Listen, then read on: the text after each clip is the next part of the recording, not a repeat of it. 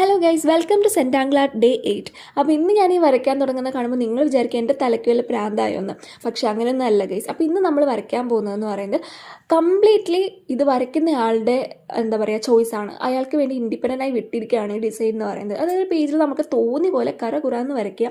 എന്നിട്ട് ആ ഒരു വരച്ചതിനെ മൊത്തം കുട്ടി കുട്ടി റൗണ്ട് ഇതുപോലെ ഇട്ടിട്ട് മൊത്തം ഫില്ല് ചെയ്യുക എന്നുള്ളതാണ് ഇനി നെക്സ്റ്റ് ടാസ്ക് എന്ന് പറയുന്നത്. അല്ലെങ്കിലും സെൻറ്റാങ്കിൾ ആർട്ട് വരയ്ക്കുക എന്ന് പറയുന്നത് ഭയങ്കര ചിത്രകാരന്മാർക്ക് പറഞ്ഞിട്ടുള്ള കാര്യം അങ്ങനെയൊന്നുമില്ല. ഇത് എല്ലാവർക്കും ചെയ്യാൻ പറ്റും. ഇന്ന് ഞാൻ വരയ്ക്കുന്ന ഈ സാധനമാണെങ്കിലോ ലോകത്തുള്ള എല്ലാ മനുഷ്യർക്കും കൈ കൊണ്ട് വരയ്ക്കാൻ പറ്റുന്ന, ജസ്റ്റ് പേന പിടിക്കാൻ പറ്റുന്ന എല്ലാവർക്കും ചെയ്യാൻ പറ്റുന്ന കാര്യമുള്ളൂ.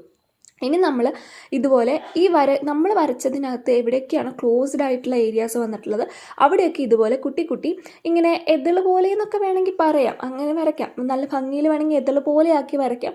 അല്ലെങ്കിൽ ഇതുപോലെ ചെറുതായിട്ട് ഇങ്ങനെ കേർവ്ഡ് ഷേപ്പുകൾ വരച്ചിട്ട് അതിനെ ഫില്ല് ചെയ്ത് വെക്കാം. അപ്പോൾ നമ്മൾ വരച്ചതിൽ എവിടെയൊക്കെ ക്ലോസ്ഡ് ആയിട്ടുള്ള സർഫസ് കിട്ടുന്നുണ്ടോ അവിടെ എല്ലാം ഇങ്ങനെ ഫില്ല് ചെയ്യുക എന്നുള്ളതാണ് നമ്മുടെ ടാസ്ക് എന്ന് പറയുന്നത്. ശരിക്കും പറഞ്ഞാൽ പിന്നീട് ഞാനിങ്ങനെ ഓർത്തു, ഞാൻ വരച്ചതിൽ അത്ര അധികം ക്ലോസ്ഡ് സർഫസ് ഇല്ലേ എന്നൊക്കെ എനിക്ക് തോന്നിപ്പോയി. കുറച്ചും കൂടെ മൊത്തത്തിൽ ക്ലോസ് ആക്കി വരയ്ക്കാമായിരുന്നു എന്നൊക്കെ തോന്നിപ്പോയി കേട്ടോ. പക്ഷേ അതൊന്നും കുഴപ്പമില്ല. എന്തായാലും വരച്ച് വന്നപ്പോൾ മൊത്തത്തിൽ ഇങ്ങനെയാണ് ഇരിക്കുന്നത്. അപ്പോൾ ഇത് കുറച്ചുകൂടി ഭംഗിയാക്കാൻ വേണ്ടിയിട്ട് ഈ ഒരു നമ്മൾ വരച്ച ഓരോ നമ്മൾ ഈ വരച്ച് വെച്ചിരിക്കുന്ന ഈ ഓരോ കേർവ്ഡ് ഏരിയാസ് ഉണ്ടല്ലോ അവിടെ ഇങ്ങനെ ഒന്നിടവിട്ട് നമ്മളിതുപോലെ ഒന്ന് ചെറുതായിട്ട് കളർ ചെയ്ത് കൊടുക്കുക. Black and white zebra lines ഒക്കെ പോലെ ജസ്റ്റ് ഫില്ല് ചെയ്ത് കൊടുക്കുക എന്നുള്ളതാണ്. ഇനി ഇതിൻ്റെ ഇടയിൽ പറയാൻ വിട്ടുപോയി വേറൊരു കാര്യമുണ്ട്. സെൻറ്റാങ്കിൾ ആർട്ട് കറക്റ്റ് എല്ലാ ദിവസവും ചെയ്യണം എന്നുള്ളതായിരുന്നു എൻ്റെ ആഗ്രഹം. പക്ഷെ അത് നടന്നില്ല. ഇപ്പോൾ ഡേ 7 കഴിഞ്ഞിട്ട് കുറേ ദിവസങ്ങൾ കഴിഞ്ഞിട്ടാണ് ഞാനിപ്പോൾ ഡേ 8 ഇടുന്നത് കേട്ടോ.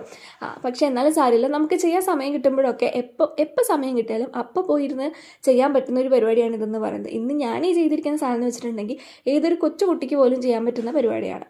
ഇത് വലിയ കഴിവുകളുടെ ഒരു കൂടാരമൊന്നും ഇതിന് ആവശ്യമില്ല. നമുക്ക് ഇരിക്കാൻ കുറച്ച് സമയവും കോൺസെൻട്രേറ്റ് ചെയ്യാൻ കുറച്ച് മാനസികാവസ്ഥയും ഉണ്ടെങ്കിൽ നമുക്ക് എല്ലാവർക്കും ഇത് ചെയ്തു തീർക്കാൻ പറ്റും.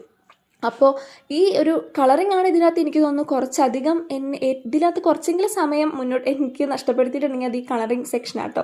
അപ്പോൾ ഇങ്ങനെ മൊത്തം ഈ കളർ ചെയ്ത് കഴിഞ്ഞപ്പോഴത്തേനും ഇതിൻ്റെ ഒരു ഫൈനൽ ലുക്ക് എന്ന് പറയുന്നത് ഇങ്ങനെയാട്ടോ.